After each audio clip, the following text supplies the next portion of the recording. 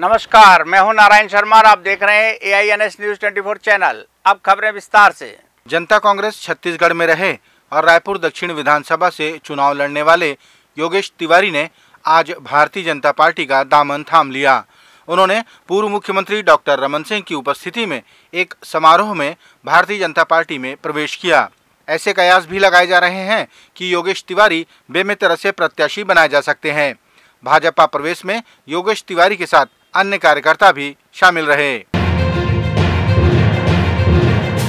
Akhil Bharatiya Congress committee की सुश्री राधिका खेड़ा ने रायपुर में पत्रकार वार्ता ली और पूर्ववर्ती भारतीय जनता पार्टी की सरकार पर कई आरोप लगाए। राधिका ने कहा कि भाजपा ने पिछले 15 सालों में राज्य को सिर्फ घोटाले, भ्रष्टाचार, बेरोजगारी और कुपोषण ही दिया। इसीलिए छत्तीसगढ़ की जनता ने भाजपा और डॉक्टर रमन सिंह के पाप के घड़े को 2018 में ही फोड़ दिया था। जब भारतीय जनता पार्टी रमन सिंह की सरकार थी तो धान का कटोरा कहलाने जाए वाले प्रदेश के किसानों के अन्नदाता के हाथ में रमन सिंह ने कटोरा धरने का काम किया। वादा इन्होंने किया था 2100 रुपए प्रति क्विंटल धान का दाम देंगे। ये भी वादा किया था कि 300 रुपए प्रति क्विंटल बोनस देने का काम करेंगे। ये भी वादा किया था कि हर दाना खरीदेंगे, लेकिन कभी 2100 रुपए प्रति क्विंटल दिया नहीं दिया। बोनस का हाल ये कर दिया कि मुझे याद है कि पिछले 5 साल पहले जब मैं आई थी तो आखिरी के 2 साल में जो हमारे पास आंकड़े आए थे कि 1 रुपया भी बोनस देने का काम नहीं किया था। धान इतने बुरे हालात कर दिए थे धान के कटोरे के। ऐसे हालात थे कि 15 साल में इनकी सरकार में यहाँ का किसान 15,000 से ज्यादा आत्महत्या कर चुके थे।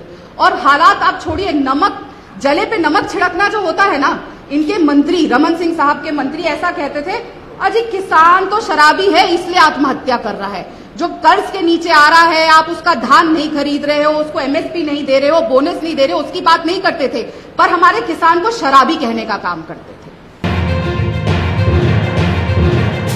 बिलासपुर जिले के मस्तूरी में 2 पक्षों के बीच विवाद हुआ और मामला अनुसूचित जाति थाने तक जा पहुंचा।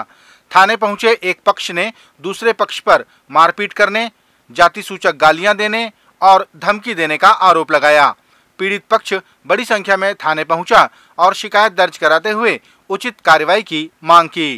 पहले से प्लानिंग करके राकेश निर्णयजक, ऋषभ और इनके साथ अन्य लोग 4-5 लोग वहां खड़े थे और इन लोगों को मारपीट करने का प्लानिंग के साथ इन लोगों को मारपीट किया और जातिगत गाली गलौज कर इन लोगों को अपमानित किए कि तुम लोग साले फलाने जाति के लोग और तुम लोग मोहतारा के रहने वाले हो, जितने लोगों को बुलाना है बुला लेना और जो उखाड़ना है उखाड़ लेना। इस तरह का भाषा का प्रयोग करके इन लोगों के साथ मारपीट कर गंदी गंदी गाली गलौज किए।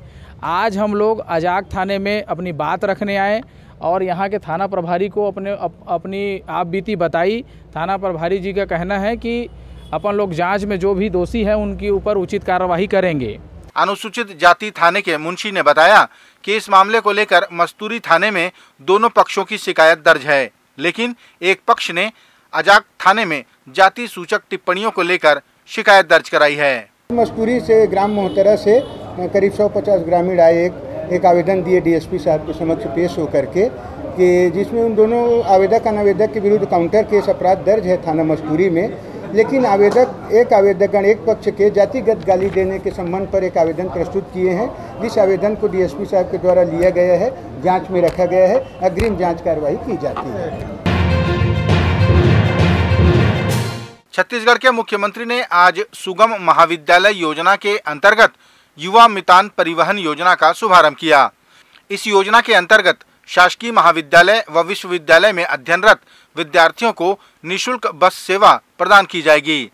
मुख्यमंत्री ने जानकारी दी कि इस योजना से प्रदेश के लगभग 1 लाख विद्यार्थियों को लाभ होगा। इस योजना का लाभ उठाने के लिए छात्र छात्राओं को योजना की वेबसाइट पर जाकर बस पास के लिए आवेदन करना होगा। मैं इस बात को बहुत अच्छी तरह समझ सकता हूं कि दूर दराज से कॉलेज में पढ़ने के लिए आने जाने में विद्यार्थियों की कितनी परेशानी का सामना करना पड़ता है। गरीब और मध्यम वर्गीय परिवार के विद्यार्थियों के लिए तो और भी कठिन हो जाता है, क्योंकि जो रोज़ कमाने खाने वाले लोग हैं या किसान हैं या मजदूर हैं, तो रोज़ उतना पैसा 100 रुपया व्यवस्था करना कई बार नहीं हो पाता, तो ऐसे में छात्र छात्राएं कॉलेज नहीं पहुंच पाते। तो इस बात को ध्यान में रखते हुए हम लोगों ने इस योजना की शुरुआत की और करीब 1 लाख छात्र छात्राएं इस योजना से लाभ उठा सकेंगे। कांकेर में अखिल भारतीय कांग्रेस कमेटी की महासचिव प्रियंका गांधी के प्रवास के दौरान भारतीय जनता पार्टी की महिला मोर्चा की सदस्यों द्वारा काली पट्टी दिखाकर विरोध दर्ज किया गया। साथ ही मुर्दाबाद के नारे भी लगाए गए। पुलिस ने भाजपा नेत्रियों को गिरफ्तार किया। इसके बावजूद वे पुलिस वैन में भी नारे लगाती रहीं। प्रियंका गांधी हाय हाय प्रियंका गांधी हाय हाय प्रियंका गांधी मुर्दाबाद मुर्दाबाद मुर्दाबाद। छत्तीसगढ़ सरकार ने मिलेट्स उत्पादक किसानों के हित में निर्णय लेते हुए कोदो कुटकी के समर्थन मूल्य में वृद्धि की है। घोषणा के बाद से कोदो का समर्थन मूल्य 3,000 रुपए से बढ़ाकर 3,200 रुपए प्रति क्विंटल और कुटकी का समर्थन मूल्य 3,100 रुपए से बढ़ाकर 3,300 रुपए किए जाने की अधिसूचना जारी कर दी गई। मुख्यमंत्री ने यह घोषणा गोधन न्याय योजना की राशि ट्रांसफर करने के पश्चात की। इस दौरान मुख्यमंत्री ने गोधन न्याय योजना के अंतर्गत 9 करोड़ 65 लाख रुपए ट्रांसफर किए। भारतीय जनता पार्टी ने मुख्यमंत्री के उस आरोप का सिरे से खंडन किया जिसमें वे भाजपा शासन में बस्तर के स्कूलों के बंद हो जाने का आरोप लगाते हैं। भारतीय जनता पार्टी के प्रवक्ता केदारनाथ गुप्ता ने कहा कि भाजपा की सरकार में 40,000 स्कूल बनवाए गए, लेकिन आज की ताजा तस्वीर बस्तर के जावंगा में बच्चों की हड़ताल के रूप में सामने आ रही है। झूठा आरोप है। कांग्रेस राजनीति के तहत आरोप लगाती है। आंकड़े उठाकर देख लें, उन 20,200 स्कूल थे 2003 में। भारतीय जनता पार्टी ने 40,000 नए स्कूल बनाए। आज 60,000 अगर स्कूल हैं तो 15 वर्षों में 40,000 स्कूल बने।